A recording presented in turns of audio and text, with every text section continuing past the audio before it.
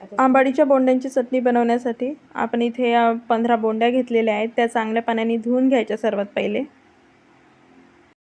त्यानंतर या 3 मिरच्या बारीक कापून घेतलेल्या आहेत।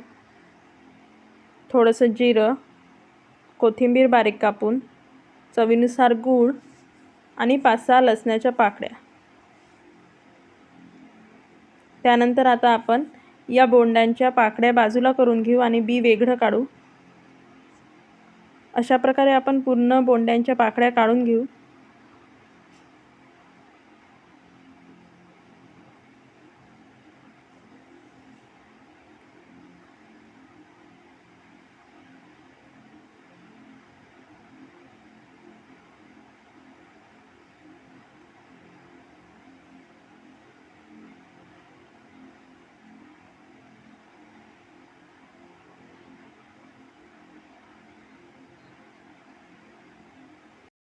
त्यानंतर या पाकळ्या मिक्सरमध्ये टाकून घेतल्या आपण।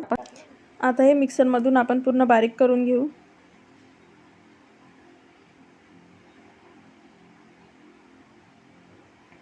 खूप झटपट बनते ही चटणी आणि हिवाळ्यातच ही आपल्याला ह्या आंबाडीच्या बोंड्या पाहायला भेटतात।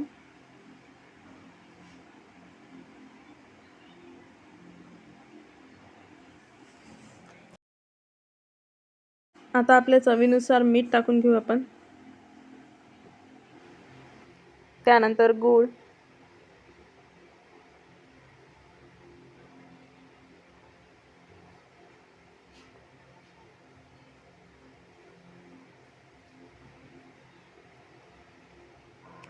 आता हे पूर्ण चांगलं मिक्सरमधून बारीक करून घ्यायचं।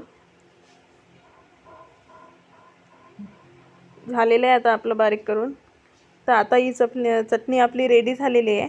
आंबाडीच्या बोंड्यांची ही चटणी साधारणतः 7-8 दिवस चांगली राहते आणि ही खूप अशी आंबट गोड अशी चटणी खूप छान लागते।